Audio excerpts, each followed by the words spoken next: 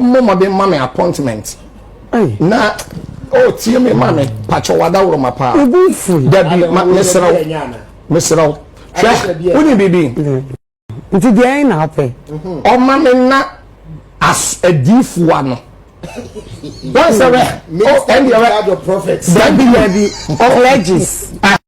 So say difu wa. Me jina uti bi kesiye so ebun kotobe. Esre ya papa John Mahama. Adwuma ma bono Sofo Kumchacha. Sofo bie ni Ghana ha. Wo betumi prr John Mama Mahama Debi NDC Debi o Mahama Debi NDC Debi ti never obi sewadwen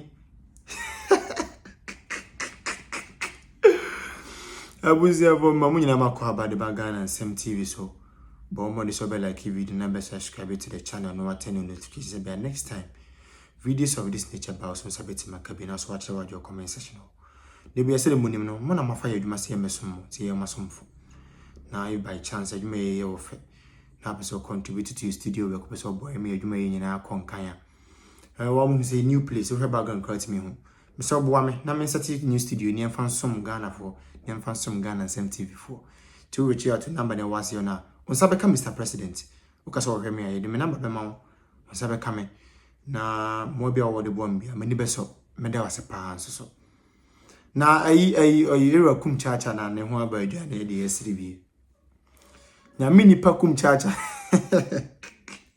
he me say so de beji NDC edi won fokuzu ne fokuji jata rough NDC. And this is that the year Kumchacha manage this and this is the auto abamo mo de Ghana best Ghana better than heaven. You said the year Kumchacha mo friend this in penifo on fa kra. You say mo say Kumchacha na efra no me the phone to D&D do not disturb. Omo mpeda no meka security. Nti year Kumchacha do am say be pa de me this we tun for say. Say obeka NDC asem pa o Ghana ha bio die nka temu de amra.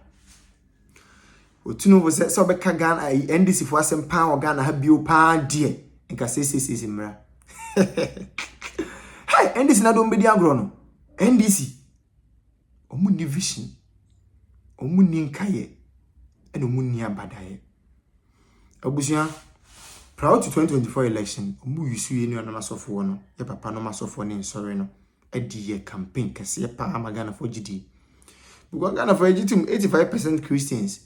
To a Christian or so penya sorry as NDC atade so a campaign uni na jube na chi te no bi ne Kumchacha ye e bia I repeat e bia na nesu sie mu no ye share ne bo se nka NDC va power o ma bi didi ama bi aka no afei de didi ja na yekum asofo ne bi no e didi ja na yekum o mo me campaign ma NDC no bi no eni Kumchacha se NDC fo mpanyfo ne timu won tene o mu ni abada ye o mu ni nkaye na si emi no kasai LGBTQ nsamo koso diesel samo koso petrol samo koso Sam George on chine kuje to ni magu ase basentale so allegedly we sika Kumchacha so no pa o kabi pa kwa ye fish so nkabi ko ndisi fo ye nipa bone fo ye mampofo akesefo abuzo fo menche ko me ko video ni resisi ya o mama be mama appointment na o tie me mama pacho wada woro mapa dabi mesra uni bibi nti dey na happen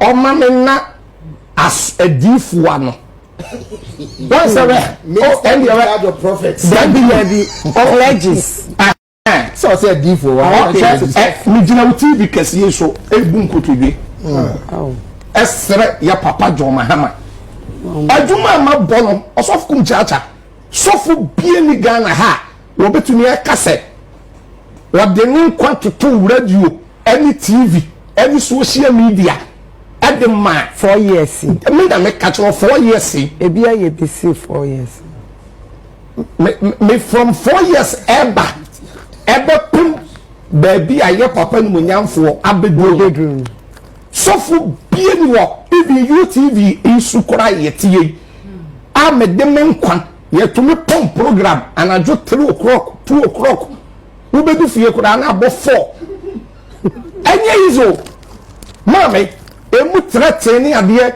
bisa yemi apani abeku santana Okay FM any other stations ni ade mame eti hwe me pacho pharmacy we anybody oti o ya papa enu be ya papa John Mahama masre no sa Sofo Kumchacha ono ane ba on kreti ministry bia me da no a me adifo no me da won ano because enne adifo duma no ebi sai no position ni bebre nso o wa sense ya ye to aba ye di afio e ko nanim you to no be from wa mo nfa message nso a on reply no eti no empanifo ni bebre wo ho a on hwe ni yie e wo NDC aban mu most of empanifo no won nyinya positions ni bebre no bebre hwe ni yie because ama boys no bebre kasa yes sabe ye eat uti na wan kasa ho a wan kasa uti wan thank you ye you are born eti abufu wo kuro mu no Sofo Kumchacha no kura pa na meka kasi ni ade no because eto da bia obi timi fra me nia na ade we kura ye ne ye se yeah any ade ye from wa ibi we mame mo vice president abaso e wo TV kasi e so hwe mi hu da vice president be hu me call I want from me back. Vice President, Professor Jena no Kuku Adman. Me would that. So why you busy said them cry? Adia chair or be from me. Adia chair, only me back casa, me back at the same. So I said, the way I'm a man me back casa now, Mr. Julius Debra, who me call said then. But Nipa be bro, I see a bone deal with you with one. Everything of you. Nti na man kofo ni buofu. Eti na man kofo ni buofu no. No ba sabe Kumchacha Cr kwa be man kofo buofu. Da bi o ti. No ko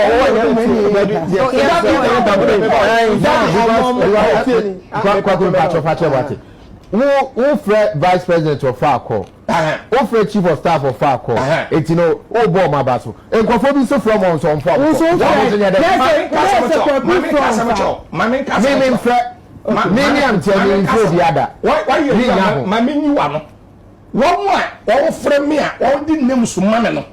Enya won amabo won din. Me kyerɛ mu sɛ ɔwo a frɛ won fa no so metumi abo won din. Wo from mo fa na. Obi so frɛ sa go for na mo fa. Ola kase. Said ye wo kasisi ase wo frɛ ma mo fa. Obi hu mesko kra bia return ko. Ye wo kofo bon so me ye die for sa party na abi o so kokwa ebi ayen return and am for yen fanti no so betimi the problem I had enye negative nko say ye beka se wo mfa ye ko but as say ye wo positive it will be ya the pa me ye mo na baso ba ko mi amofa course ni ye dey na mpese the problem is say me ba ye to me make negative nko ya Mr. Gwasi abuntimi mpiempo no makasa. And I'm surprised they are not taking the microphone to them so that they force them to speak. Take a position on the current happenings. Ewo krum hanum. Na your mama na de. Me mampani a oye nyina mampani. I am not surprised. We nyina no ye be kwakoto abade ye kan ye bom kokko. Sa papa no onsesan. Na onsesa na onfo bibisu nkubia so amba ena mwanti ene yene akwani ni for homosexuality. President Mahama has been clear that he will sign that bill and he has no option than to Family values. A vote for Bawumia and Napo is a vote for homosexuality. President Mahama has been clear that he will sign that bill and he has no option than to sign that bill. President Mahama will know no peace from Sam George until he signs that bill. And he himself. But I do think that we should have a conversation on it again so that all of us, if we decide to move that bill forward, move it forward with a consensus. And probably shouldn't be a private member's bill. It probably should be a government bill with governments behind it after consultation with all the stakeholders to see how, you know. Let me point out that the bill in Parliament is not a government bill. It's not a government-sponsored bill. It's a private member's bill. And so Parliament owns that bill for now. And what the eventual nature of the bill would be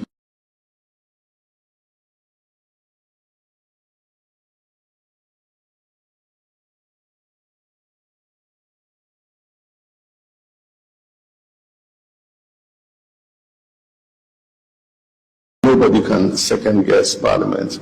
And I as President cannot anticipate, Parliament in respect of that bill. But a few moments later.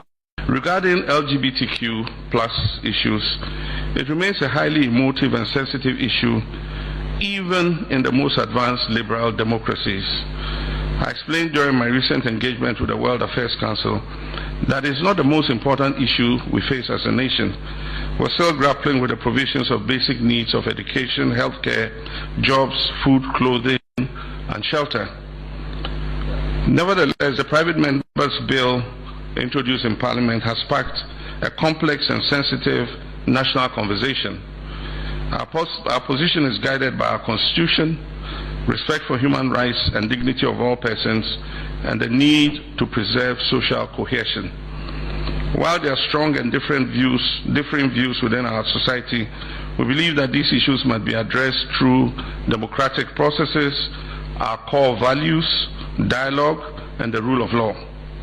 I'm also mindful of reactions from our international partners, including the recent developments such as Lincoln University's withdrawal of their honorary doctorate. I'm a woman penifoso. I'm at LGBT. And I saw free, you know, Mosa lie. And I'm a gotraho.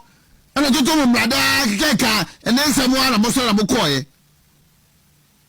Today, raise a voice. Namore. Someone more quite appoint my mother the board so. Assemblies of Gods of Fifani, Sofo Wengam. Oh, what your appointment as a board chairman. And you to mean Casa and Tia. And your man, and what the only abemuno or Casatia. What did you mean? Or Flyama? Where is the post? The Ghana of Fabu Rubio. And then I'm going to put them on Casabio. LGBT plus, it is not an issue that concerns you and your church members anymore. Na, many Maka may say, Nipokobia, Muwa, na. Nanado abraso asem bia besi bia na fam honam kambino efi na akoi ye huba mu se mo ya amanyofo ti se mo posifo se mo ya sojafo se mo ya asofo nananumo ahimo whoever sentwafo. The position you took on issues of national interest yesterday, let us hear, see, experience what you stand for today. And yes, I'm afraid you dealing with you as politicians. But can we have a farmer on the phone? Then we are not in common. Then yet, and command by the best of the annual fanasa.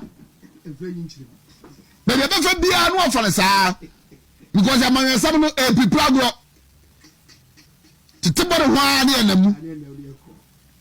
Because Mamma you say, no, yes, and we are so from Mokas and I'm Mokas, we are man your fool.